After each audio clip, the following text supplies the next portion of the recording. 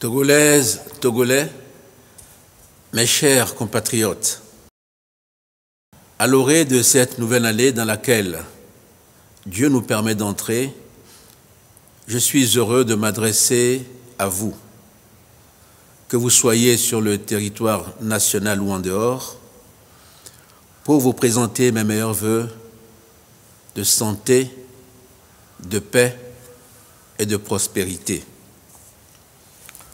Portant un regard sur le chemin parcouru tout au long de l'année 2022, je rends grâce à Dieu pour sa protection et ses bienfaits multiples en faveur de notre pays.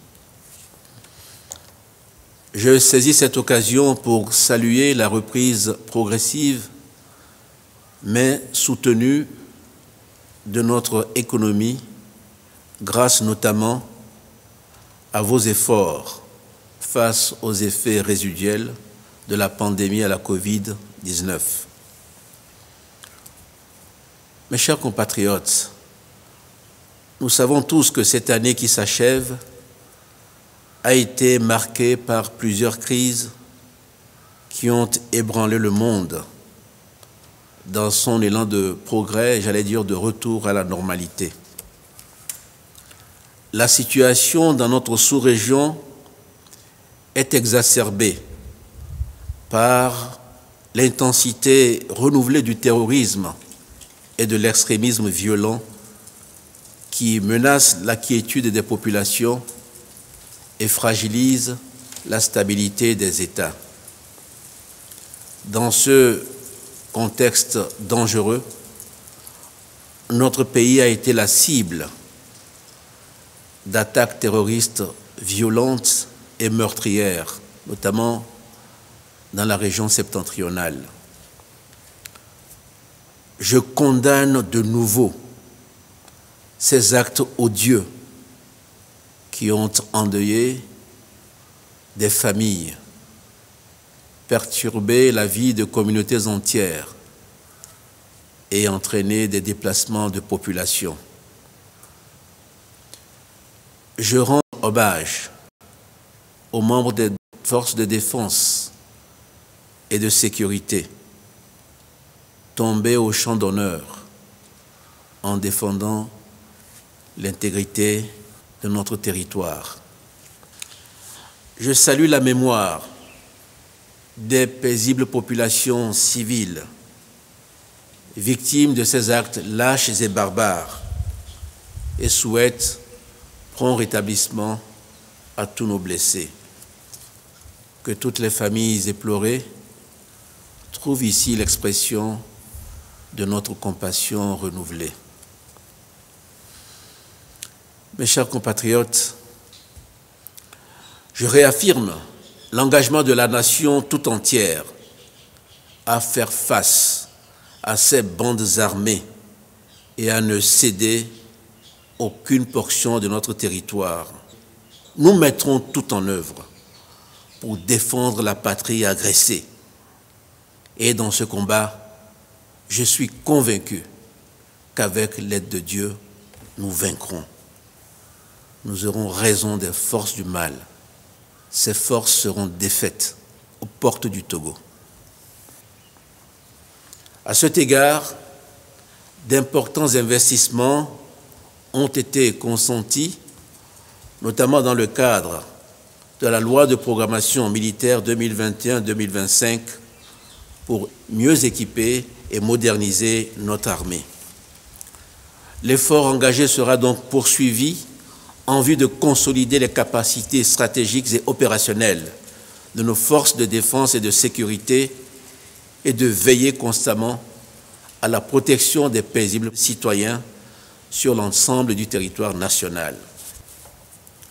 Togolaises, Togolais, mes chers compatriotes, nous devons avoir une conscience éclairée et permanente de ce que le terrorisme, l'extrémisme violent et la criminalité transfrontalière entravent notre aspiration à vivre en paix, à poursuivre des activités quotidiennes en toute quiétude et à travailler au développement de notre pays.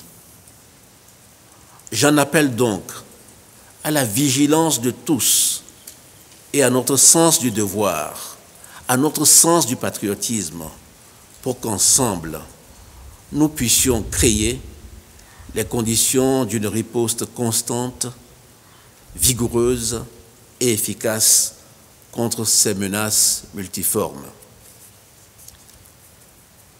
Mes chers compatriotes, ainsi que je l'avais annoncé en décembre dernier, le programme d'urgence pour le renforcement de la résilience des populations de la région des Savanes a effectivement démarré. Sa mise en œuvre améliore l'accès des populations aux services sociaux de base et favorise le développement de leurs activités économiques.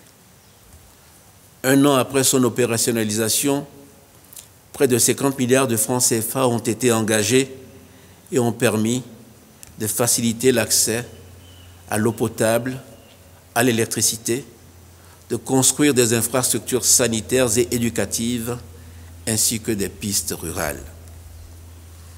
La mise en œuvre de ces interventions est la preuve que nos systèmes d'alerte sont opérationnels et nous permettent de répondre aux urgences et aux besoins les plus pressants.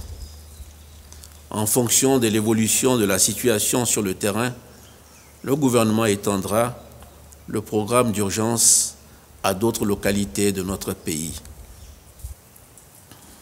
Togolaises, Togolais, mes chers compatriotes, le monde traverse une période difficile, marquée par des incertitudes liées aux différentes crises sanitaires, sécuritaires, économiques, climatiques et alimentaires. Ces différentes crises qui se superposent ont un impact négatif sur les économies et les finances publiques des États, mais aussi sur le quotidien des populations. Notre pays n'y a pas échappé, avec notamment la hausse des prix des produits de première nécessité. Cependant, grâce aux réformes courageuses engagées et à la mise en œuvre résolue de la feuille de route, notre économie a pu résister. Ainsi, plusieurs mesures ont été prises pour préserver le pouvoir d'achat et permettre que les plus vulnérables d'entre nous puissent continuer à bénéficier de conditions de vie décentes. À cette occasion, d'importantes ressources financières ont été mobilisées pour subventionner les prix de certains produits essentiels. Le gouvernement, attaché à plus d'équité, entend réaliser un ciblage précis des populations éligibles aux programmes sociaux spécifiques, grâce notamment à l'identification biométrique et à la constitution d'un registre social des personnes et des ménages. C'est également dans cet esprit que seront poursuivies les actions d'extension de l'assurance maladie universelle pour couvrir 2/3 de la population à l'horizon 2025. Enfin, je voudrais féliciter les partenaires sociaux qui ont su trouver un accord de revalorisation du salaire minimum interprofessionnel garanti. Togolaises, Togolais, mes chers compatriotes, face à l'adversité, nous devons rester ambitieux et poursuivre les actions engagées, notamment en faveur de la jeunesse qui est en quête d'emploi. Dans ce cadre, la plateforme industrielle d'Adéti-Copé a déjà offert des emplois à des milliers de nos compatriotes. Cela nous conforte dans la décision que nous avions prise de mettre en place ce projet majeur dont la deuxième phase est en voie de démarrage. L'agriculture reste le moteur de cette dynamique économique. La création de l'Agence de transformation agricole vise ainsi à accélérer le développement de ce secteur stratégique de notre économie. Je suis conscient que les évolutions dans ce secteur peuvent parfois entraîner quelques changements et quelques perturbations, comme nous l'avons vu dans la filière soja. Je voudrais rassurer les uns les autres que le gouvernement demeure attentif.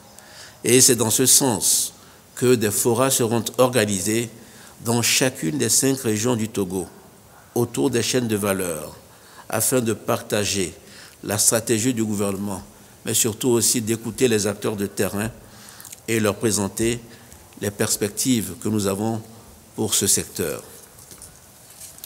Togolaises, Togolais, l'année 2023 sera également une année électorale.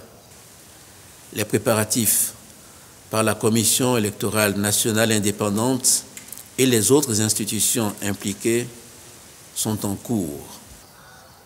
Ces élections des conseillers régionaux et des députés se tiendront dans le respect du consensus réalisé par la concertation nationale entre acteurs politiques à laquelle le cadre permanent de concertation a succédé. Les conditions sont ainsi réunies pour des élections apaisées.